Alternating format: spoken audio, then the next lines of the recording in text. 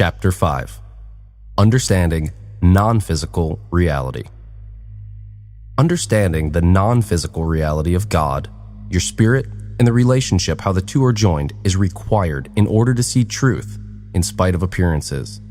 To see health, prosperity, love, and joy in the appearances of poverty, sickness, and lack requires faith and power and are required to steer your destiny in the direction you want it to go.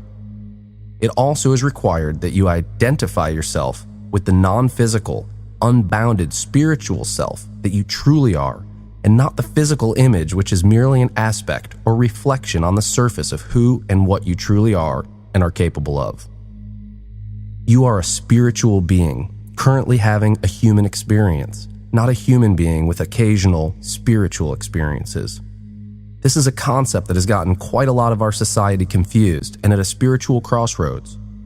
Allow me to guide you back to the awareness that you are a spirit with unlimited potential.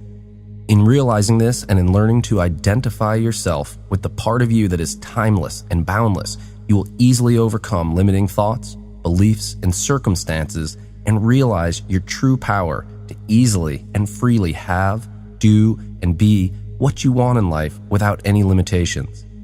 When you identify yourself from this perspective, you feel free and powerful and unbounded and uplifted and connected in a deeper way to your life and all the life that's around you.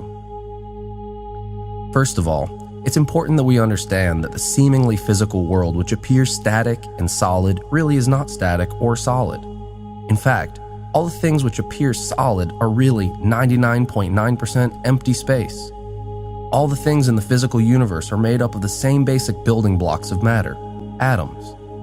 Atoms of helium and atoms of platinum are exactly the same physically. The only difference is the arrangement of subatomic particles in the atom. The basic stuff is all the same. It's all pure energy. All atoms are made of protons, neutrons, electrons, and other subatomic particles. Under intense magnification, we see that these are tightly packed waves of pure energy moving extremely fast, orbiting each other in organized patterns. All physical matter is energy and information, matter and intelligence of the same stuff. Variations are simply different arrangements of this stuff. What appears to be solid really is not solid at all. Let me make this personal so that you understand what I'm talking about. If you lost one finger, would you be any less you? If you lost your whole arm, would you be any less you than you are right now? The answer is, of course not. So, who is the you that you identify with when I ask you that? If the physical arrangement of you changes, which it is doing constantly, the basic stuff that you are remains the same. How can this be unless we are to realize that our essential, unchanging nature is non-physical? There is a changing physical world which we see and observe and participate in, which we call reality. However, this is only a manifestation that flows forward from a deeper reality which precedes it. Is there a part of you that you would say is the same now as it has always been and always will be? Are you the same today as you were yesterday? The answer is yes, non-physically, and no, physically. The physical you is changing constantly, making new blood and bones and skin and hair and saliva and excreting toxins and ingesting chicken nuggets and losing weight and gaining weight and sweating and consuming water and lemonade and so on and so forth. The physical you is never the same from 1 second to the next, from 1 nanosecond to the next. According to Dr. Deepak Chopra, our bodies perform 6 trillion correlated functions per second. Our blood is pumping, our lungs are expanding, brains are processing thoughts, monitoring bodily functions. We can sing and jump rope and smell an apple pie cooking all at the same time, while our organs and bodies are constantly making new cells and old cells are dying off. You see, physically, you are not the same you any 2 moments of your entire life. In the time it's taken you to listen to this paragraph, millions of cells in your body have been used up and died, and millions of new cells have sprung joyously into life like blades of grass shooting out of the ground. There is a non-physical reality which precedes physical reality. You have a non-physical reality and identity which precedes your physical reality and identity. You are a non-physical being before you are a physical being. Society as a whole is confused right now in this time of development and evolution because we have gotten so deep into the continuity in our physical world that we believe only that which we can see, touch, taste, smell, and feel to be real. We have forgotten and lost touch with how physical matter comes to be and its non-physical source. This is what Vedic knowledge calls the Maya, or illusion of reality. We are dreamers lost in the dream, forgetting that we are the ones making it all happen. Buddha says of enlightenment that it's like awakening from a dream. Indeed it is, and what is meant by enlightenment is that the truth of reality is illuminated bright and clear for you to have the light, joy, and power of God constantly lighting your path in life in place of darkness, confusion, and lack of knowingness.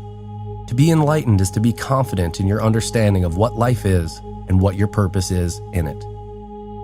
To become enlightened is not reserved for prophets and bodhisattvas and bearded recluses meditating for years on a mountaintop. It's for all of us to attain. I'm enlightened.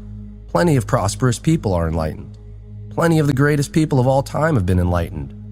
This book is a guide to enlightenment, to consciously reconnect your spirit and your body in order to live the prosperous life that you came forward into physical reality to live. An abundant life of joy, of love, of prosperity, and of fulfillment. God is non-physical, formless, pure potential, almighty in essence, and manifests as all the infinite diversity we see, smell, touch, taste, and feel, and all the spaces in between. The unchanging essence of God, the part of God which is unchanging, is non-physical. The physical is constantly changing. He is formless in reality and takes the shape and forms of all things and constantly changes shape and form. Fire, wind, water, and earth have been the basic elements worshipped by ancient people for this reason. They are very basic substances which reflect the personality of God. They change forms constantly and provide an infinity of functions, yet they have an essence which is always the same. Also, they reflect the infinite nature of God. If you have a candle and you light another candle with it, nothing is taken away from the first candle. You can light 10,000 candles and ultimately infinite candles if you wanted to from the first candle, and all the while, the first flame would not have lost anything. This is the nature of God's infinity. When you give love, you are lighting someone else's candle with your flame. When you give joy, appreciation, gratitude, support, affection, and all other positive emotions which are creative, you are lighting other people's candles off of your flame. And not only does your flame not go out, it actually gets brighter and stronger for contributing more love, joy, and godly goodness into the physical world. God can give and not lose anything. When you connect to this infinite, non-physical nature of your own spirit and understand that your nature is infinite and unbounded, then you realize that for you to have all you desire, it does not take anything away from anyone else. Blowing out other people's candles certainly doesn't help your flame burn brighter. All that you desire is actually created just for you. You can light as many candles in the world and give of yourself and still have a flame burning bright. What we see in the material world seems like it's finite. However, that's really an illusion. The source of all physical stuff is infinite. There is a lie which we need to eliminate from our lives that says, if I have a lot, I have taken it away from someone else. This is simply not true. God does not want you or I to sacrifice or struggle. Jesus even says in the scriptures, I do not require sacrifice, only mercy. Jesus was teaching us to be merciful to one another, to be kind to ourselves and to each other.